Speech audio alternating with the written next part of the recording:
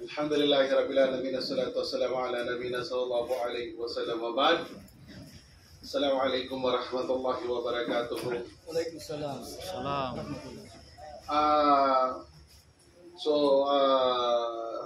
Salamatan natin ng Allah sa ating mga event ngayon, no? Ngayong araw na ito. Palagi kasi dapat nating pinapasalamatan ng Allah. Ito yung mga reason, isa sa mga reason kung bakit punong-puno tayo ng sakuna.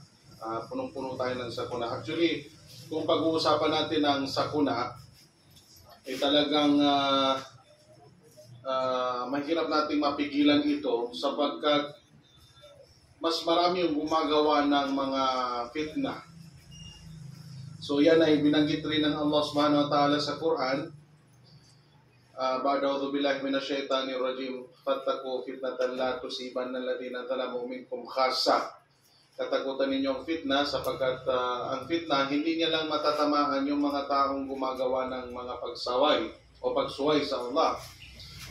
Bagkus pati kayo na mga nag-iibada.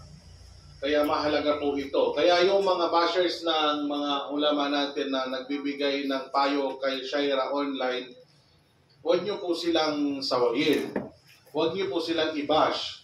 Huwag niyo po kaming i-bash sapagkat pinipilit lang din natin ng mga ulama natin na huwag tayong tamaan ng mga calamities. Nagkataon lang na nandito tayo sa Pilipinas, even yung dapat ay hindi na calamity, naging calamity pa. Halimbawa, itong kamakailan, tinamaan tayo ng early this year, tinamaan tayo ng El Nino. Tapos, panay tayo reklamo. And then, nung binigyan naman tayo ng Allah subhanahu wa ta'ala ng ulan, reklamo pa rin.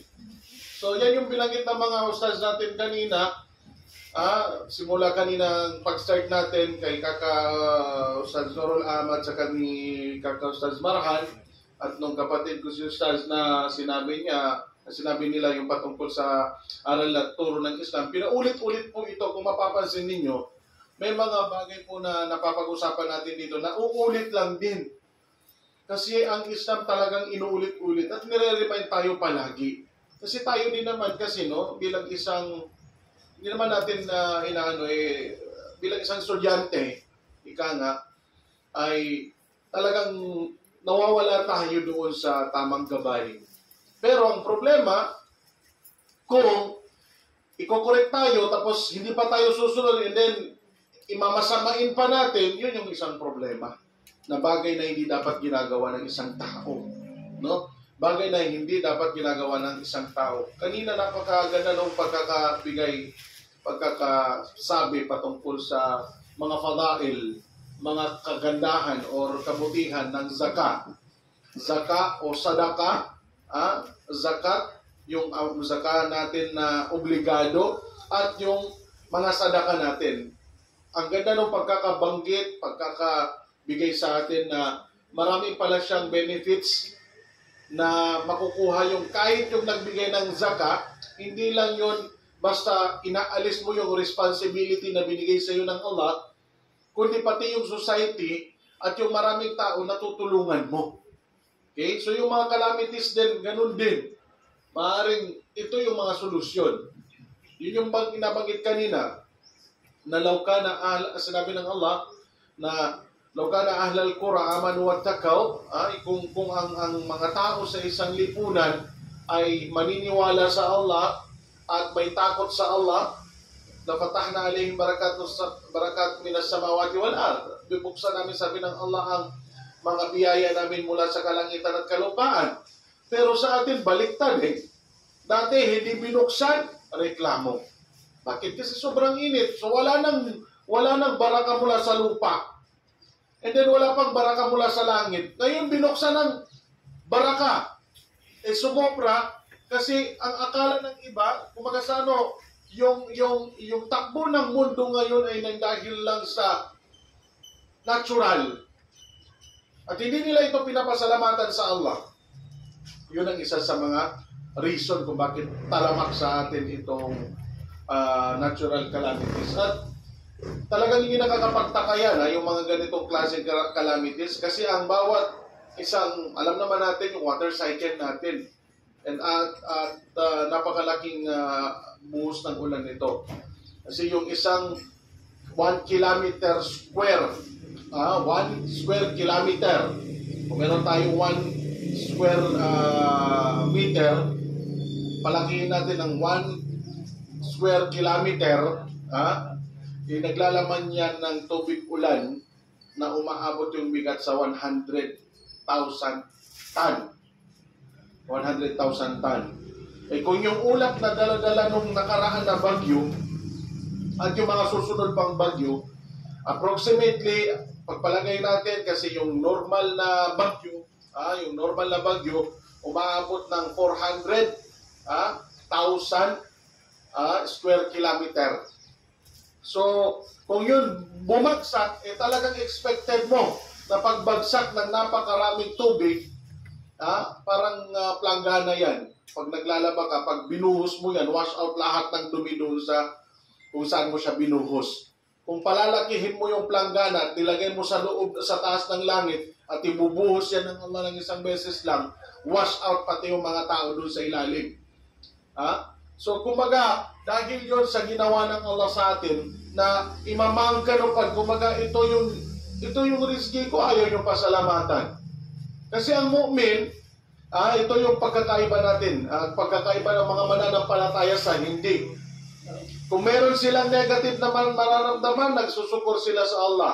Nagsasabar sila, and then sinasabi nila, ito ang pinakamainam na nagmula sa Allah. Kasi kung ano yung gusto ng Allah, yun ang ibibigay niya. At kung natanggap ng isang mananampalataya, natatanggap niya ng mabuti, hindi tinatanggap niya ito ng maganda. I mean, maganda ito para sa sarili niya. Yun yung iniisip niya. Tayo hindi. Reklamo. Pag mainit, reklamo. Pag malamig, reklamo. Puro na lang reklamo. Di ba? Parang isang tao, pag may niluto, reklamo ka ng reklamo, baka palayasin ka sa bahay. Kaya ganun din sa atin, kung tayo reklamo tayo ng reklamo, problema yun. Ang problema pa, damay-damay. Damay-damay yung nangyayari. Ano yung solusyon? Ang pinaka-solusyon dito is taubatan nasuha. Number 1 na solusyon dito, taubatan nasuha. Taubatan nasuha. Ang ibig sabihin ng taubatan nasuha, yung pagtatauba ng katanggap-tanggap na pagtatauba. So, paano yung pagtatauba ng katanggap-tanggap na pagtatauba? Kasi yung iba, easy-easy lang sa kanila, ang gulanta dun muna ang inyabay. Ito, kasabihan ito ng ilan na narinig natin, labi-labit sa mga nguda. Gawin na natin to kasi taubatan mo. Ang daming ganito.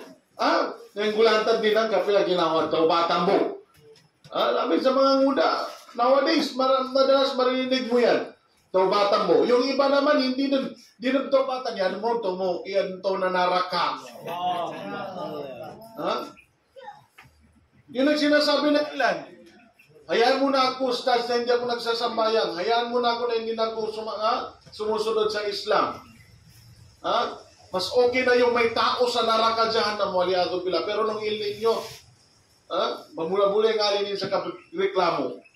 Panay reklamo. Nasa nang ayuda. Lahat reklamo sa gobyerno. Ang dami ng reklamo.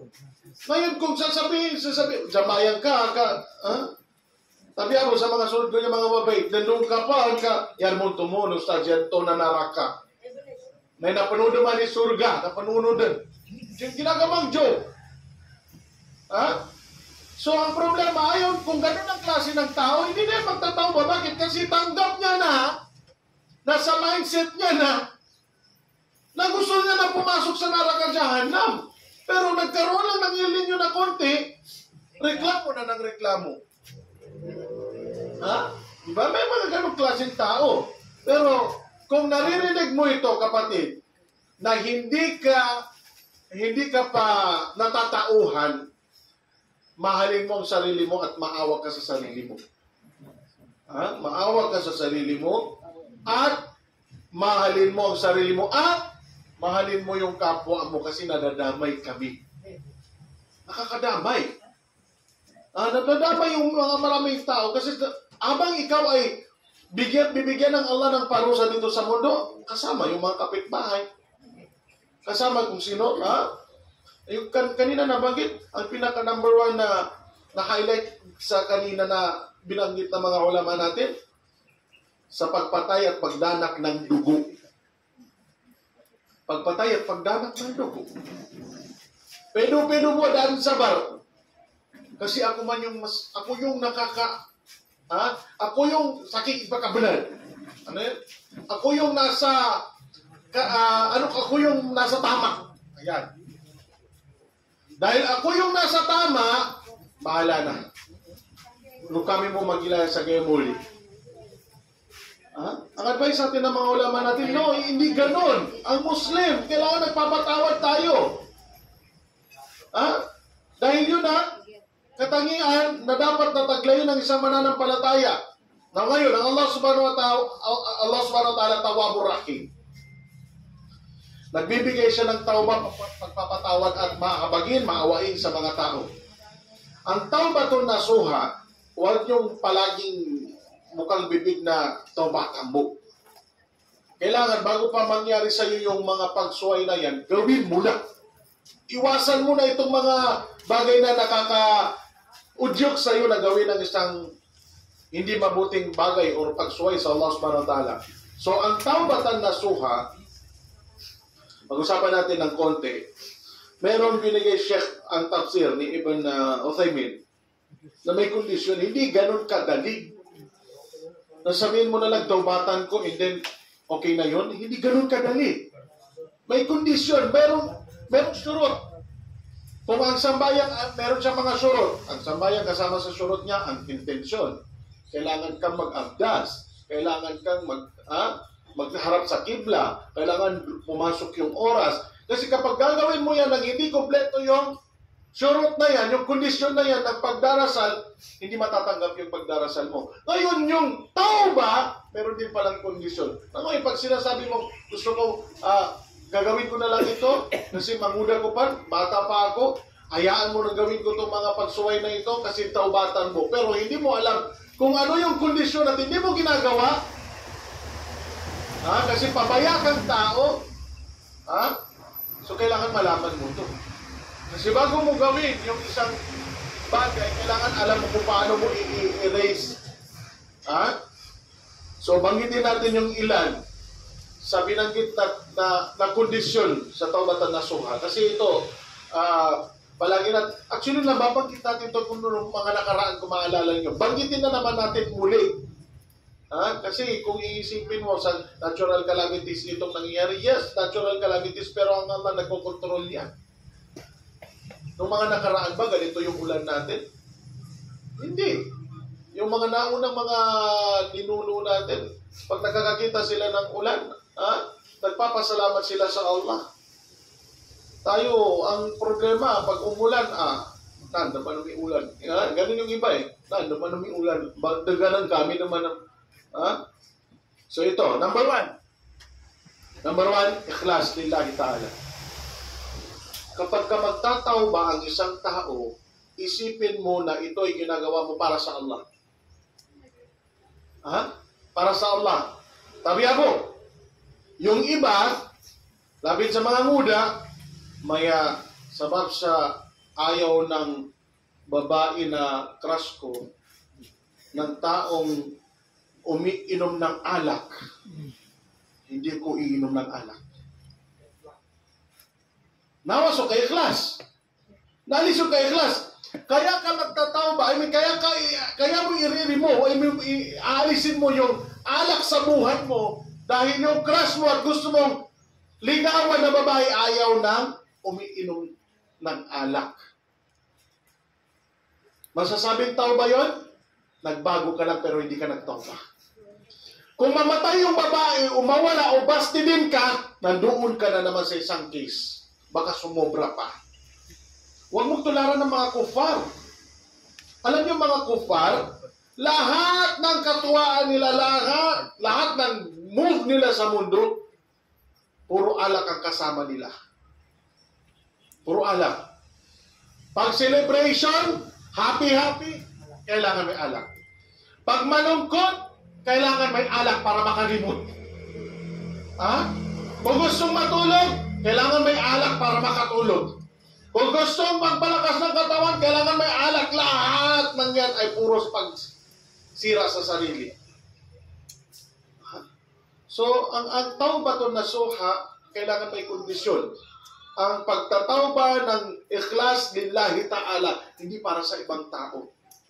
Hindi mo na ako maninigarilyo, tabiya mo, kung meron man sa atin, hindi mo na ako maninigarilyo kasi ayaw nung kapitbahay, ayaw nung tatay nung kasama ko doon sa masjid, ayaw niya na yun yung may anak na maganda. Walang ikhlas doon. Natatanggal yung ikhlas. So kapag ka-ikhlas, ang ginagawa ng isang tao, kaya ako gusto kong magtawba dahil alam ko ng Allah ang magbibigay sa akin ng tawba. Tawbatun nasuha. Ikhlas lillahi ta'ala. Pangalawa, an-nadamatu anidhamb. Ang pagsisisi mo doon sa iyong kasalanan. Katulad nung nabanggit natin kanina, proud pa siya na sabihin niya, yan mo, tumu'i adentaw na naraka. Mas mabuting meron tao sa naraka kasi kung palagi lahat tayo mag-iibada, susunod sa Allah, mapupuno na yung surga. Yung dyan na mapupuno na yan. Mas mabuti nang hayaan nyo na ako kasi parang may tapon ako sa naraka, parang meron namang tao doon. Waliyahatu billah. At kung tutuusin, kahit na itapon ng lahat ng tao sa impyerno, sasabihin lang sa atin ng naraka jahanam, kulang pa. Itapon nyo pa. Kung sino gusto nyo itapon sa naraka jahanam, kulang pa. Hindi na bubusog yan. Kaya kung ganun ang mentality mo, mindset mo, magbago ka na. Ibig sabihin, pagsisihan mo, yung isang bagay na yan, na kailangan, nandoon sa puso't isipan mo na tinatanggap mo na mali yung ginawa mo. Nagsisisi ka. Kasi kung hindi ka nagsisisi, baka mamaya, binago mo nga yung sinasabi mo, pero mamaya, ipagdakwa mo pa. Ay, na-try nyo ba yung ganito? Nagawa mo na ba yan? Bata pa kayo, pwede nyo na magtawbat lang kayo. Yun ang mali. Pangatlo, ikhla fil hal. Tatanggalin mo yung hal mo. Yung situation mo yun, tatanggalin mo. Sabi ng mga ulama natin, paano bang magtanggal ng ganong klaseng bagay, yung situation mo na yan? Kung halimbawa, kasi ang mga kabair, napakarami. Mga malalaking kasalanan, bagitin natin. Ilan dito yung pagpatay? Ka-level niya yung paglaban sa magulang. Ka-level niya yan. Yung pagpatay, paglaban sa magulang, magka-level. Pag-inom ng alak, magka-level. Pag-zina, magka-level yan sila. Now, yung mga malaki na yan, tanggalin mo na yan sa buhay mo. At marami pa. Yung shirk. Yan, yung shirk, nilalabas ka sa Islam. Nabanggit din kanina. Yan yung isa sa pinaka number one na reason kung bakit tayo palaging merong sakuna dahil sa mga shirk. Yung nabanggit ni Kaka-Ustaz Maran kanina na sa island, pagdating namin doon, hindi ko alam na meron palang mga nakalibing doon sa taas na yun. Nakala ko pinupuntahan kasi nakikita mo lahat. Overlooking ang lahat ng nasa paligid mo. Yun pala, may libingan doon sa taas. Then, sinabihan ako nung kasama namin, Ustaz, di ba kayo ni Ustaz Angeles yung nagtanggal ng tampat? Yung tampat dyan, tanggalin mo. Sabi ko, kung hindi ako natuluyan doon, dito matutuluyan ako. Yun yung sabi ni Kakawaran kanina, magsabil na kita nyo. Yan yung mga tao doon. Paglalaban nila yung ganong klaseng shirk. Kasi naka-mindset sa kanila, hindi shirk yun. So, hindi sila magsisisi.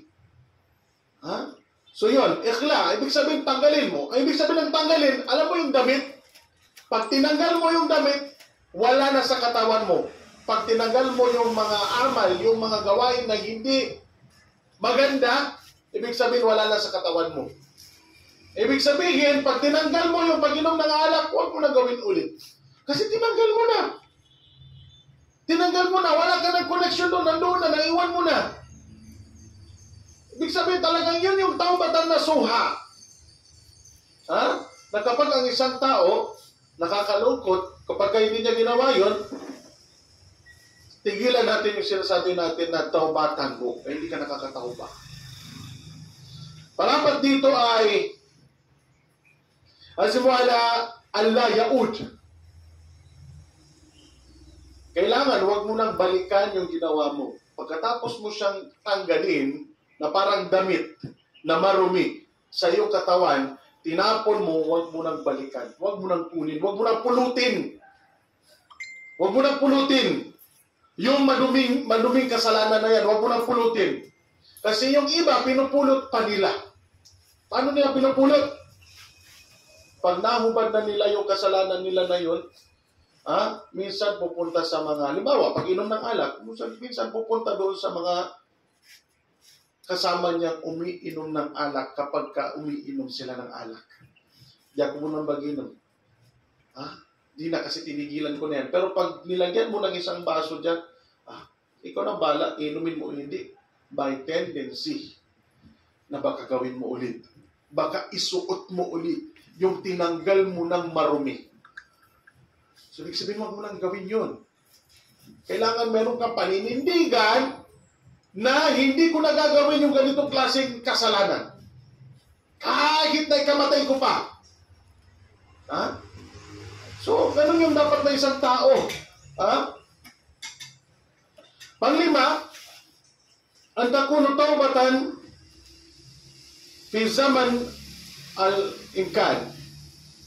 Kailangan yung tauba mo ay kung saan yung time na dumating sa iyo yung kasalanan na yan. Kasi normal tayong tao, hindi natin masisisi. May nagkakamali tayo. Wala tayong sinasabi na hindi tayo nagkakamali. Hindi natin sinasabi yan. Pero magkakaiba-iba lang tayo. Yung pag-aaral, yung ganito sa ginagawa natin, meron lang tayong hindi nagagawa na sobrang laki kasi napag-aralan na natin. Maaaring magkamali tayo pero nagkakamali lang sa atin yung mga maliliit na bagay. Pero yung mga malalaki, nakakalabas ka na sa Islam na hindi mo alam, hindi na natin nagagawa yan. Inshallah ta'ala, hindi na natin nagagawa kasi nagawa na natin. Yung shirk pala, ganito, hindi ko na nagagawa yan. Pero yung iba, akala nila, maliit lang. Kapwa sambon. So yun yung solusyon dito. So, kapag may nangyari sa atin na pagkakamali, agad-agad tanggalin natin pag naalala mo. So yan, hindi po yan built-in sa tao. Kailangan mong sanayin yung sarili mo, turuan mo ang sarili mo na kapag may nagawa kang mali, pilitin mo talagang tanggalin. Kasi hindi mo natuturuan minsan yung sarili. Hindi yan, wala yan sa'yo. Pero kailangan mong turuan ang sarili mo na huwag nang gagawin yung mga bagay. Pag may nagawa ka, automatic tanggalin mo. So yan yung ginawa, yan yung binanggit ni Sheikh Uthaymin. So yan yung mga kondisyon na yun. Actually, may mga iba pa na nagsabi na may mga iba pa dito. Like for example, mayroon kang nagawang kasalanan, nanuntok ka ng tao o nagnakaw ka, kasama doon sa kondisyon na ibabalik mo yung hak nila. Kung nagnakaw ka, kailangan kasama doon sa kondisyon na ibalik mo yung hak nila. Kung nanuntok ka, kailangan ibalik mo yung hak nila. Paano yung hak nila? Pupuntaan mo sila. Pinakamahirap dito, yung panlilibak. Paano mo ibabalik yung hak ng nilibak mo na tao? Paano mo ibabalik yun?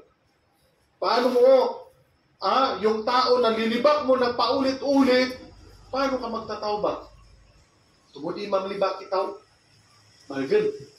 Mahirap siyang gamutin. Mahirap siyang itaubat sa sarili mo. Kung ang kondisyon na yon, tataubat sa iyo ng Allah, ang problema sa kabilang buhay. Sa kabilang buhay. Sisingilin ka ng mga taong nililibak mo. Sisingilin ka ng mga taong ninakawan mo nang hindi mo binalik yung hak nila. So, idua natin sa Allah na yung ganong klaseng mga gawain natin ay mawala. Lastly, bigyan ko kayo ng kwento. Ito na kwento ko nung the other Friday. Na-post ko rin sa Facebook, ng khutbah ko to. Yung kwento ni Ibn Malik. Doon sa si Ka'ab Ibn Malik patungkol sa isang sababun nuzul. Si Ka'ab Ibn Malik, sabi niya, nakwento niya ito after ng ilang taon. Na sabi niya merong bumaba na ayatan para sa akin. At sa tatlo kami, sabi niya, may mga kasama pa ako. Si Ka'ab Ibn Malik, si Hilal Ibn Umayyah, at saka si Murara Ibn Rabi'a. Tatlo sila. Pero si Ka'ab Ibn Malik ang nagkwento nito. No? Sabi niya, isang araw tawag ang Rasul sallallahu alaihi wasallam ng jihad, ng gazwa sa Tabuk. Gazwa to Tabuk. Sabi niya, announcement, lahat ng lalaki hindi sumama. Inubliga ng Rasul sallallahu alaihi wasallam. Sabi niya, obligado kayong sumama. Lahat ng lalaki obligadong sumama. So si Ka'ab Ibn Malik, that time sabi niya, mayaman ako, may pera ako, may dalawa akong kamelyo. Kung sa panahon natin ngayon, yung mga kamelyo, baka mga Hummer or mas mahigit pa, or Land Cruiser or mas mahal pa. Kasi ang kamelyo napakahalaga, mahirap hanapin. Mga mayayaman lang ang meron. Dalawa sabi niya meron ako nun. Ganun ako kayaman. May pera ako, may income ako, may business ako. Lahat nun. So sabi ni Ka'ab Ibn Malik, every time na i-announce yun, habang papalapit yung pag-alis ng mga taong, mga kalalakihan papunta ng Tabuk, araw-araw sinasabi ko sarili ko, mag-prepare ako. Suddenly, isang araw na lang pala, bukas aalis na, hindi pa ako nakaready. So bumulong pa rin, sabi niya yung syaitan, hindi, may dalawang kamelyo ka naman, pwede mong sakyan yan para sundan sila. Ganun pa rin. Talipanda. Pagsasawalang bahala, talipanda. Nakalimutan ko yung Tagalog ng talipanda. Pabaya. Ayun. Pabaya, si Ka'ab Ibn Malik, ito lang yung naging kasalanan niya na lumaki. So hindi nakasama si Ka'ab Ibn Malik, tatlo sila ni Hilal at ni Murara. And then, naiwan. And then, nung nakalis na ang grupo ng Rasul sallallahu alaihi wasallam, dumating na sa Tabuk at hindi ko na alam kung anong nangyari. Dalawang uri ng tao, sabi niya, naiwan sa Madina. Number one, sabi niya, yung mga babae, mahihinang tao, may sakit, pilay, bulag, lahat. Sabi niya na may mga PWDs na maaaring hindi sila makasama sa gazwa na yun sila ang naiwan, yung mga matatanda. Pangalawang grupo, yung mga malalakas na tao, mga malalakas na kalalakihan na mga munafik. Tawag ang Rasul sallallahu alaihi wasallam, ang dalawang grupo na ito, mga taong PWDs, walang kakayanan na sumama sa jihad, at mga munafik. So si Ka'ab Ibn Malik, nangangamba. Sabi niya, panunin gulang ko. Hindi na siya nakasunod. Nang dahil lang sa pagiging pabaya niya, pero hindi siya kasama sa mga munafik. Pabilisin natin ang kwento. Dumating ang Rasul sallallahu alaihi wasallam, nakabalik sila. Pero sa awa ng Allah, walang gazwa na nangyari. Walang gazwa.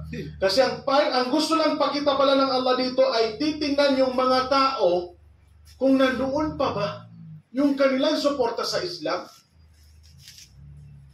Tinry lang ng Allah. Although, ang plano talagang may gazwa, pero hindi natuloy yung gazwa. Tatlong uri, sabi ng mga ni Ka'ab Ibn Malik, ang maaaring mag-udyok sa tao, bakit hindi siya sasama? Number one, dahil sa layo at hirap nagpagpunta sa Tabuk. Number two, dahil sabi niyang paparating na ang harvest time ng tamar. Harvest time, sabi niya ng tamar, hindi kami makakapag-harvest kung nandun kami. So, ibig sabihin, yung mga mayayaman, sabi niya that time, iniisip na manulugi ako. Pero yung marami o lahat ng tao, sabi niya, nandoon lang, 3 lang kami na nandoon, natira. Ibig sabihin lahat ng kahit mayaman sumali. Ha? Pangatlo, sabi niya, yung binanggit niya, na binanggit ni Kabir bin Malik is, hindi ko maalala kung ano yung pangatlo. Bata importante 3. Ha? Then, pabilis natin yung kwento, dumating ang Rasul sallallahu alaihi wasallam. Pagbalik niya ng Madina, kasi tandaan niyo, sa Makkah wala pong nag-jihad. Ito yung, pag sinabi natin gazwa or may jihad, sa time na yan, lahat yan sa Madina. Sa time nang nasa Makkah sila, ibada, da'wa, lahat ng yan ang ginawa ng Rasul sallallahu alaihi wasallam, wala pong jihad sa time ng Makkah. Sa Madina, dumating ang Rasul sallallahu alaihi wasallam at ang grupo ng mga Muslim. Pero nakapila na ang mga tao ng mga munafik. Umila sila. At lahat sila magpapalusot sa Rasul sallallahu alaihi wasallam. Yung mga malalakas na tao, yung walang kapansanan, bro. Pero, mga munafik at alam ng Allah subhanahu wa ta'ala. Ang Rasul sallallahu alaihi wasallam pagdating niya ng Madina, hindi siya dumiretso sa kahit na saan mga bahay niya, sa mga asawa niya, pumunta siya ng masjid at nagtahiyatul masjid. Nakapila na yung mga munafik. 3 kami, sabi niya, hindi kami pwedeng magsinungaling. Dahil alam namin, sabi ni Kabir bin Malik, na kapag nagsinungaling kami, alam ng Allah at sasabihin niya sa Rasul sallallahu alaihi wasallam at yung takot namin ay nadudubli. Kumaga nagsisi sila. Ha? Pero ang problema, hindi nila alam kung paano sila bibigyan ng Allah ng pagsisisi. Kumaga, hindi nila alam kung tatanggapin na ba ng Allah sa kanila yung pagsisisi nila. Ha? So ngayon pumila, Ya Rasulullah, sabi ng mga munafik, Ya Rasulullah, may pilay ako. Ya Rasulullah, may emergency. Ya Rasulullah, hindi ko kaya ng time na yun kasi ganito. May lagnat. Lahat na nagpalusot. Isa-isa silang nagpalusot. Alam ng Rasul sallallahu alaihi wasallam kung sino mga munafik. Pero itong 3 ito, pumila. At alam niyo, sabi ni Ibn Malik, ang Rasul sallallahu alaihi wasallam ay naka-smile pero galit na galit. Hindi pa rin siya nagpapakita ng kanyang shadid. Pero naka-smile siya sa amin pero galit na galit. So, ang pagsisisi nandun pa rin sa amin. At ang sanction ng Rasul sallallahu alaihi wasallam at parusa sa amin, huwag kaming kausapin, iiwan kami, huwag kaming pansinin. Lahat ng yan, sabi ni Kabir bin Malik, yan ang sanction sa amin ng Propeta Muhammad sallallahu alaihi wasallam. Kaya wala kaming makakausap, sabi niya.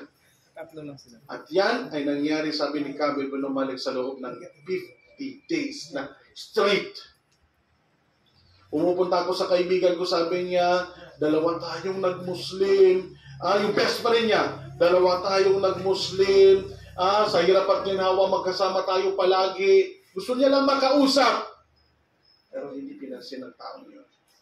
Bakit? Kasi sinabi ng Propeta Muhammad sallallahu alaihi wasallam, tinanggap ng mga taong ito. Yung kasama niya na 2, may mahina at matanda sa kanila. Ya Rasulullah, pumunta yung asawa doon sa Rasul sallallahu alaihi wasallam. Ya Rasulullah, yung asawa ko ay mahina. Anong gagawin ko? Sabi ng Rasul sallallahu alaihi wasallam, bigyan mo sila ng pagkain. Bigyan mo sila, pagkainin mo, pero walang pansinan.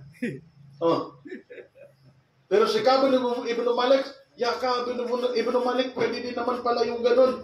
Sabihin mo, magpalusot ka na sa Rasul. No! Kung yan ang sanction sa akin, ang tawbah nasuha, tatanggapin ko ito.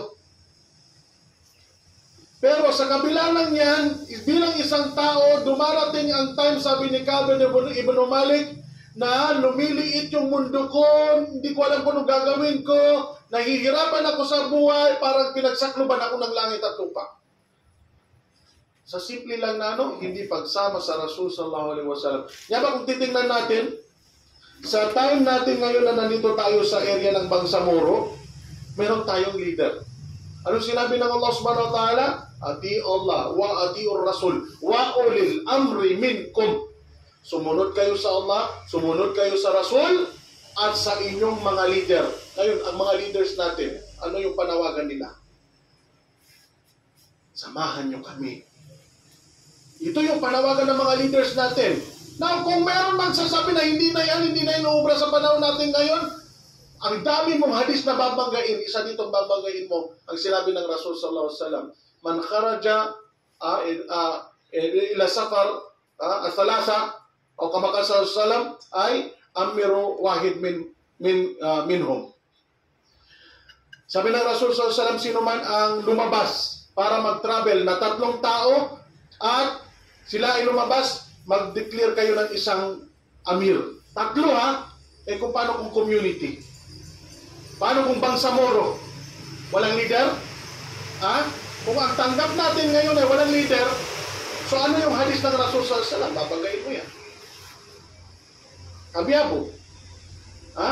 Kung ang claim mo sa sarili mo ay hindi ka sumusunod sa leader, ay paano yung ati'u Allah wa ati'u Rasul wa ulil amri minkum na binanggit ng Allah, pati ang mga leaders natin ay kasama doon sa binanggit na yun. Sinabi ng Rasul sallallahu alaihi wasallam, man ata al-amir faqad ata'ani, wa man ata'ani faqad ata Allah. Sino man ang sumunod sa inyong leader, ay parang sinunod niya ako. Sino sumunod sa akin, ay parang sinunod niya ang Allah.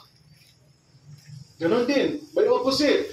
Sino man ang sumuway sa inyong leader, sinuway niya ako, at sino sumuway sa akin, ay sinuway niya rin ang Allah. Sabi ng Rasul sallallahu alaihi wasallam.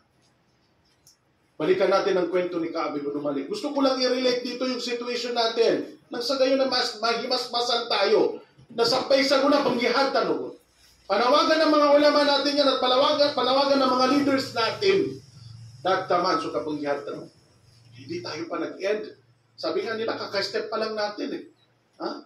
So ngayon, kung sasama ka dito sa pakikibaka ng mga mujahidin o ng Muslim, dito sa area ng Bangsamoro, pakinggan mo itong nangyari kay Ka'ab ibn Malik. Ha? Si Ka'ab ibn Malik, hindi niya iniwan yung grupo ng mga Muslim. Nandun pa rin siya, pero naging pabayalan siya. So, hindi siya sumunod.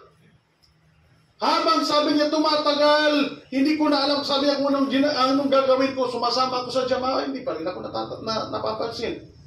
Kaya may one time, sabi niya, na nagsambayang ako, at nandun ako, sabi niya, sa bahay ko. Dahil sa sobrang lugmok ko at parang pinagtakloban na ako ng langit at lupa at sumisikip na yung mundo ko, doon na ako, sabi niya, nagsambayang sa bahay. At nakikiusap at nagsusumamo sa Allah na tanggapin yung tawbad ko. Hindi ko na uulitin. At si Ka'ab ibn Malik that time pahirap na ng pahirap dahil ang solusyon niya lang para maibsan yung kanyang sama ng kanyang nangyayari sa kanya, hindi naman puot. Pero kung magasano talagang nagdadalamhati siya sa kamaliang nagawa niya at sanction ng Rasul sallallahu alaihi wasallam na hindi tanggap, hindi kausapin nito, hindi pansinin, ang ginagawa ko, sabi niya, nagsasadaka ako. Kaya nauubos ang yaman ni Ka'ab ibn Malik. Lahat ng damit ko, sabi niya, naibigay ko na. Lahat, sabi niya, ng yaman ko, ibinigay ko na. Yung kamelyo ko, ganun din binigay ko na. Para lang, sabi niya, mawala yung taubatan na, kumbaga, ginagamot niya. Kanamay sa kita, pag uminom ka ng alak, 40 days, hindi matatanggap ang iyong pagdarasal. Ganun pala, hindi pala matanggap yung pagdasal ko niya, magjabayang. Si Ka'ab ibn Malik, hindi. At yung mga sahabang yun, hindi. Nagsusumamo sila sa Allah subhanahu wa ta'ala na patawarin sila ng Allah. Yun ang ginawa ng tatlong ito. So, ang nangyari sa kanila ay nung parating na yung pang 50 days, sabi ni Ka'ab ibn Malik, ay dumating, sabi niya, ang mga sahaba. Nung dumating yung ayatan. Yung ayatan na yun. Na bumaba, sabi niya, mula sa Allah, itong sababun nuzul ng dahil sa amin, meron, sabi niya, nagpaligsahan. At nung nagpaligsahan, itong mga taong ito, sabi niya, na mga sahaba, paparating sa amin, meron, sabi niya, tao na napakabilis. Kumbaga, paligsahan sila, meron sila, para lang iparating yung busra, yung good news. Ya ibn Ka'ab, busra, good news sa inyo, good news sa inyo. Pero meron, sabi niya, napakabilis na pumunta sa akin, at yung pumunta sa akin, sabi niya, na nagsisisigaw, sabi niya, ya ibn Ka'ab, may busra, ya ibn Ka'ab, sabi niya, may good news ako sa iyo. At nung dumating, sabi niya, yung taong yun, nung marinig ko ang busra, nung marinig ko, sabi niya, ang good news na yun, Nung marinig ko, sabi niya, ang good news na yon, hindi ko nahihintay, sabi niya, na marinig ko kung ano yung sinasabi niya, kundi nagsudyod na ako. Kaagad. Sudyod kaagad si Ka'b ibn Malik. Dahil nung marinig niya na may good news sa akin, sabi niya, ito na yung good news na yun. Inaabangan ko to na good news na ibibigay sa akin ng ayatan or bibigyan ako ng kapatawaran ng Allah subhanahu wa ta'ala. At ito na yung araw na yun. Kaya sa sobrang galak ni Ka'b ibn Malik, nagsudyod siya, nagsudyod syukur. Habang hindi niya alam kung anong ginagawa niya. Ang problema, sabi ni Ka'b ibn Malik, wala na akong damit na naiwan. Kaya nanghiram na lang ako, sabi niya, doon sa lalaking dumating. Kumbaga, inubos na nila. Habang sila ay nakagawa ng kasalanan, inubos na nila yung gawain nila ng mga mabubuti para lang masigurado nila na matanggal sila sa ganong klaseng kasalanan. Ha? So sa atin, hindi eh. Pag nakagawa tayo ng kasalanan, uulit-ulitin pa yung kasalanan na yun at paulit-ulit pa ng paulit-ulit at saka nila kay mama na grabe ni sakitin. Sa kuna pong pagtawbat, problema, paano kung hindi tanggapin sa iyo ng Allah yung tawbatan nasuha? Paano kung hindi tanggapin ng Allah subhanahu wa ta'ala tawbatan nasuha? May binanggit ng Allah subhanahu wa ta'ala, ito banggitin natin, last na ito, na binanggit ng Rasul ng Allah subhanahu wa ta'ala kay Ka'b ibn Malik at sa kasama niya. Ba'da'udhu billahi minasyaitanir rajim, sa Surah At-Taubah, sa aya 117 hanggang 119. Pero itong kunin ko lang, itong nasa 118. Sabi ng Allah subhanahu wa ta'ala, ba'da'udhu billahi minasyaitanir rajim, wa ala thalathati alladhina khulifu hatta idha daqat alayhim al-ard bima ruhibu. Sabi ng Allah subhanahu wa ta'ala, pinakamalapit na kahulugan, at para sa tatlong yun, silang tatlo na tumalikod ay naramdaman nila na pinagtakluban sila ng langit at sumikip sa kanila ang lupa, sa kanilang ginawa, at wala silang naisip na gagawin kundi magbabalik loob lamang sila sa Allah subhanahu wa ta'ala. Yan lang inisip nila. Ya Allah, taubatan ako ng Allah. Palagi nilang iniisip, taubatan ako ng Allah. Sa ating opposite, wala na akong kapatawaran. Sa kanila hindi, taubatan ako ng Allah. Sabi ng Allah subhanahu wa ta'ala, thumma taba alayhim liyatubu, inallaha huwa tawwabur rahim. At ang Allah subhanahu wa ta'ala inalis sa kanilang kasalanan. Nang dahil doon tinanggal ng Allah, sapagkat ang Allah huwa tawwabur rahim, nagbibigay ng kapatawaran at mahabagin. So kung meron tayong mga kasalanan na nagagawa, huwag natin isipin na ang Allah sumusuko na sa atin at hindi na tayo papatawarin. Palagi nating ilagay sa ating isipan na taubatun nasuha. Huwag tayong sumuko katulad ng nasa kwento. Una natin ang aral yun at yung situation natin sa Bangsamoro. Huwag tayong sumuko sa binibigay ng Allah sa atin na kapatawaran. Naway patawarin tayo ng Allah subhanahu wa ta'ala ng taubatan nasuha. Wassalamualaikum warahmatullahi wabarakatuh.